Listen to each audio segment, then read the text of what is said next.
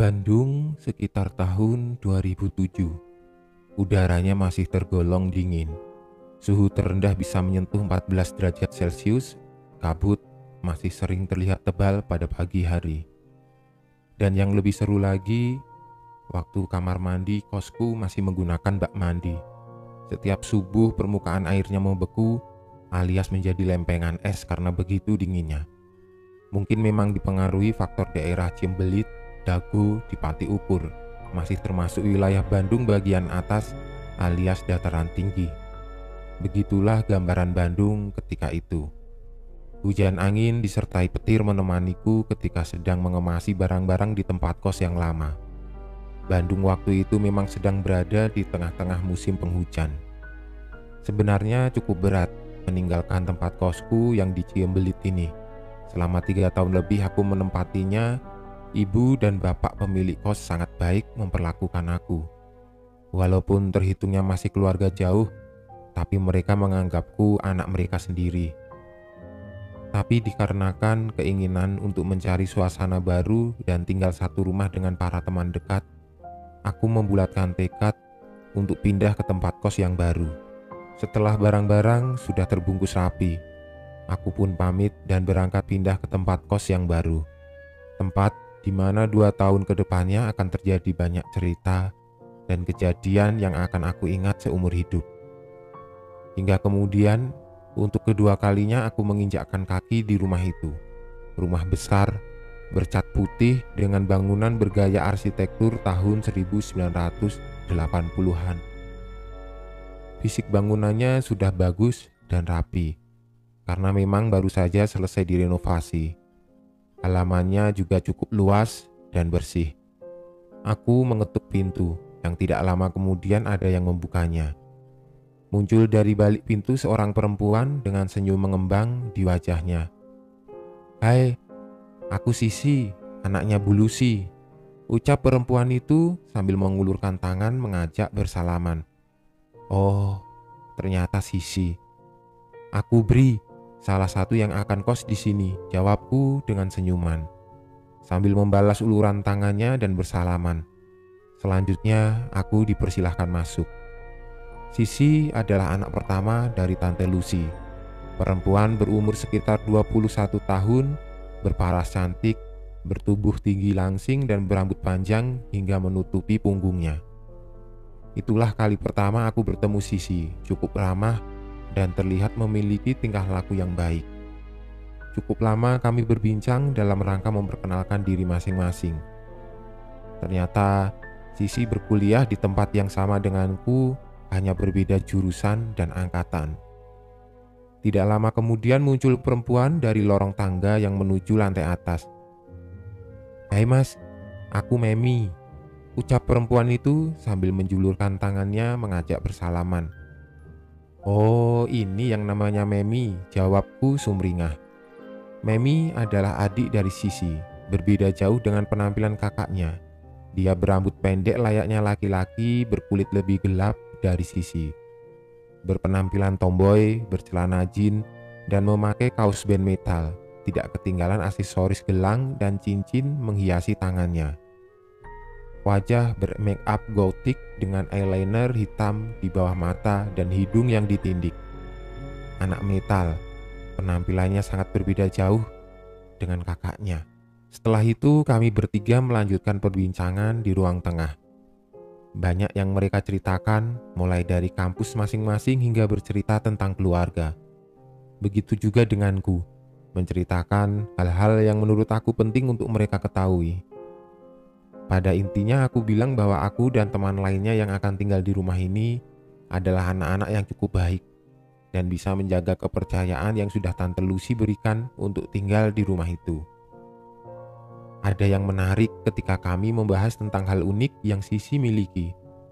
Sisi bilang kalau dia memiliki kebiasaan yang agak aneh, yaitu tidur berjalan. Iya, Sisi punya kebiasaan yang cukup menarik perhatianku. Katanya dia terkadang berjalan dalam keadaan tidur. Makanya, Sisi berpesan agar aku dan teman-teman tidak kaget apabila suatu saat melihatnya berjalan dalam keadaan tidur. Menarik, karena sebelumnya aku sama sekali belum pernah melihat ada orang yang memiliki kebiasaan seperti itu. Hingga pada akhirnya, di akhir perbincangan, aku berkesimpulan bahwa Sisi dan Memi adalah dua perempuan muda yang menyenangkan, ramah, dan suka untuk menceritakan hal apapun. Setelah cukup lama di ruang tengah, aku meminta izin untuk membereskan barang-barang dan menyusunnya di dalam kamar. Selanjutnya mereka ke lantai atas menuju ke kamarnya masing-masing. Pada waktu memutuskan untuk tinggal di rumah itu, kami langsung membagi-bagi tempat, siapa tinggal di kamar yang mana. Begini pembagiannya. Kamarku kosong, kamar Irwan, kamar Doni, kamar Asep, kamar Nando. Di kamarku yang berukuran kira-kira 5 kali 4 meter itu sudah disediakan tempat tidur, lemari pakaian, dan meja belajar. Kamar lainnya pun sudah berisi perabotan yang sama. Yang membedakan adalah luasnya. Kamar yang paling besar adalah kamar yang aku tempati. Bisa dibilang kami cukup beruntung bisa tinggal di rumah itu. Di samping letaknya yang cukup strategis, tidak di pusat kota, tapi bukan di pinggir kota juga. Harga sewa per kamarnya pun tergolong murah, hanya setengah dari harga pasaran tempat kos di Bandung pada saat itu. Dengan harga yang sudah cukup murah itu, kami juga mendapatkan fasilitas yang lengkap, termasuk dapur dan perlengkapannya. Kami cukup senang tinggal di rumah itu. Pada awalnya, masih di hari yang sama, setelah cukup lelah membereskan barang-barang, selepas maghrib aku tertidur dan tidak tahu apa yang terjadi di luar kamar kemudian. Bandung sedang turun hujan sepanjang hari, berlanjut hingga malam menjelang, memaksaku terlelap cukup lama. Tapi sekitar jam 1 malam, aku terbangun. Sekujur tubuh menggigil kedinginan disebabkan oleh hembusan angin malam yang bertiup langsung ke badan. Ternyata jendela kamar dalam keadaan terbuka. Pantas saja, sambil menahan kantuk yang masih cukup hebat, berjalan gontai aku menuju jendela kamar untuk menutupnya.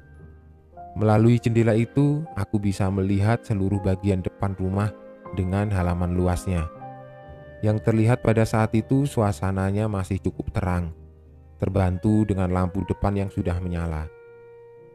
Aku masih sangat bisa memandangnya dengan jelas. Gerimis masih saja turun dari langit. Jalan depan rumah sudah terlihat sangat sepi. Tidak ada kendaraan yang melintas ataupun orang lalu lalang. Cukup lama aku berdiri diam di depan jendela. Lamunan terusik seketika ketika sekilas aku melihat ada perempuan berjalan masuk ke arah lorong samping rumah. Walaupun hanya sekilas, tapi aku dapat melihatnya dengan jelas. Perempuan dengan rambut ikal panjang sebahu berpakaian baju terusan sebatas lutut. Tapi aku tidak sempat memperhatikan raut wajahnya. Sekilas perawakannya seperti Sisi, tapi aku berpikir kalau itu adalah teman Doni atau Asep, karena mereka memang menempati kamar yang terletak di bagian samping rumah. Untuk memasukinya dapat melalui pintu di lorong samping. Tidak terlalu ambil pusing, aku langsung kembali ke niat awal, menutup jendela kamar dan juga tirainya. Kemudian aku mematikan lampu kamar dan langsung merebahkan badan di atas tempat tidur untuk melanjutkan tidur yang sempat terpotong. Badan masih terasa sangat lelah. Dalam keadaan kamar yang gelap, hanya dibantu cahaya dari TV yang masih dalam keadaan menyala, aku memaksa mata untuk terpejam. Tapi usahaku tidak juga kunjung berhasil, karena mendengar sesuatu yang bersumber dari lantai atas. Ada suara yang cukup mengganggu. Aku mendengarnya seperti suara langkah kaki. Duk, duk, duk, duk, duk. Kira-kira seperti itu bunyinya. Terkadang seperti suara langkah orang sedang berjalan, kadang seperti berlari, membuatku semakin susah untuk tidur. Memi dan Sisi, sudah tengah malam seperti ini masih belum tidur juga, pikirku dalam hati. Posisi kamar mereka memang tepat berada persis di atas kamarku, sehingga kalau dalam keadaan hening dan sepi seperti ini, suara langkah kaki mereka pasti terdengar dari bawah. Seperti itulah kira-kira. Cukup lama suara itu terus-menerus terdengar, sampai pada akhirnya hanya terdengar suara duk, duk sesekali. Mungkin Sisi dan Memi memang sudah selesai melaksanakan aktivitasnya. Syukurlah, dengan begitu aku bisa melanjutkan tidurku lagi. Waktu menunjukkan pukul 2 lewat tengah malam, ketika tiba-tiba aku merasa haus. Saat itu juga aku berniat untuk keluar kamar dan menuju dapur untuk minum. Untuk sampai ke dapur aku harus melewati lorong tangga yang menuju ke lantai atas, lalu melewati ruang tengah, ruang makan, setelah itu baru sampai di dapur. Isi rumah sudah sangat sepi dan hening. Aku pikir mungkin karena sebagian besar penghuninya sudah tidur, mungkin hanya aku, Memi, dan Sisi yang masih terjaga. Tidak ada perasaan takut atau aneh ketika membuka pintu kamar kemudian melihat suasana ruang tengah yang terlihat temaram. Hanya terbantu cahaya lampu dari halaman belakang yang masuk melalui sela-sela jendela di ruang makan. Suasananya membuat nyaliku menjadi melemah. Ditambah dengan suara angin yang bertiup cukup kencang di luar, menemani turunnya hujan yang intensitasnya semakin besar. Mungkin karena ini adalah malam pertama tinggal di rumah baru. Aku belum mengenal benar suasananya. Aku berpikir begitu bermaksud untuk menambah nyali yang memang sudah semakin goyah. Sebelah kiri kamar adalah ruang tamu yang dalam juga sama keadaannya. Gelap gulita. Tidak berani melirik ke arah situ, perasaanku tidak enak. Aku mulai melangkahkan kaki keluar kamar. 3 langkah pertama, aku sampai di depan tangga yang menuju lantai atas, tempat di mana kamar Memi dan Sisi berada. Sempat melirik ke arahnya, aku melihat lorong tangga dalam keadaan gelap. Hanya terlihat porselin putih pada anak tangga yang memantulkan sedikit cahaya dari atas. Aku sempat sebentar menghentikan langkah. Tepat di depan lorong tangga, karena kembali mendengar sesuatu. Aku mendengar suara tawa perempuan dari atas. Tawa yang terdengar hanya terdiri dari 1 orang. Itu Memi atau Sisi ya? Sudah larut malam begini masih belum tidur juga. Begitu gumamku dalam hati. Setelahnya aku melanjutkan langkah menuju dapur. Sempat berniat untuk membangunkan teman-teman yang lain untuk menemaniku sekedar berbincang. Tapi aku urungkan niat itu. Takut mengganggu istirahat mereka. Sebenarnya bagian rumah yang menurutku cukup menyeramkan adalah lorong yang letaknya berada di sebelah dapur. Lorong ini menuju pintu samping yang melewati kamar Doni dan Asep.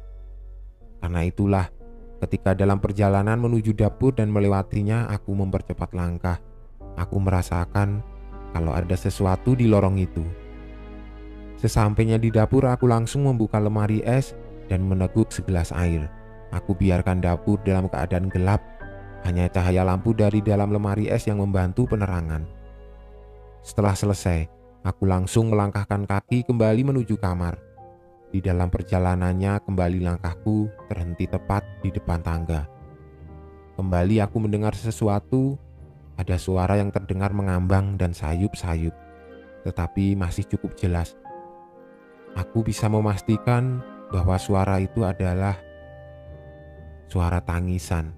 Suara perempuan yang menangis terseduh-seduh, bukan tangisan histeris, tetapi suara tangisan yang menurutku adalah tangisan kesedihan. Tertegun, aku mendengarnya. Masih saja aku berpikir kalau itu adalah suara Memi atau Sisi. Aneh, sebelumnya aku mendengar suara perempuan tertawa cekikikan dari tempat yang sama. Kenapa sekarang tiba-tiba menjadi suara tangisan? Karena penasaran, aku sempat berniat untuk naik dan mencari tahu ada apa sebenarnya di lantai atas. Tapi di anak tangga yang ketiga aku berhenti dan mengurungkan niat. Kembali melangkah turun. Aku takut mengganggu privasi Memi dan Sisi. Kemudian langsung masuk kamar dan menutup pintu. Di kamar aku tidak mendengar ada suara-suara lagi. Entah itu suara tangisan, tertawa, ataupun suara langkah-langkah kaki. Keadaan itu membuatku kembali tertidur pulas. Tapi belum lama tertidur, aku kembali terbangun. Kali ini terjaga karena mendengar seperti ada yang membuka pagar rumah. Ada apa lagi nih? Gumamku dalam hati. dan melirik ke arah jam yang sudah menunjukkan pukul setengah 4 pagi. Setelah suara pagar, kemudian aku mendengar suara teman-teman kos lain yang ternyata ada suara Memi dan Sisi juga. Aku langsung bangkit dari tempat tidur dan keluar kamar. "Maaf Mas Bri, terbangun gara-gara kita ya. Tadi aku minta tolong Nando dan Doni untuk membantu mengambil barang-barang dari tempat kos yang lama. Tadinya mau ngajak Mas Bri juga, tapi kelihatan capek sekali, jadi tidak enak untuk membangunkan." Memi membuka pembicaraan ketika aku masih terlihat bingung. Setelah mendengar penjelasan dari Memi, aku baru tersadar kalau ternyata mereka, Memi, Sisi, Nando, dan Doni, pergi keluar rumah selepas maghrib ketika aku sedang tertidur pulas. Sedangkan Irwan dan Asep rencananya baru akan datang pada Minggu pagi. Jadi, sejak lepas maghrib, hanya ada aku di dalam rumah sendirian. Lalu, siapa yang tertawa cekikikan, siapa yang terseduh menangis, dan suara langkah kaki siapa?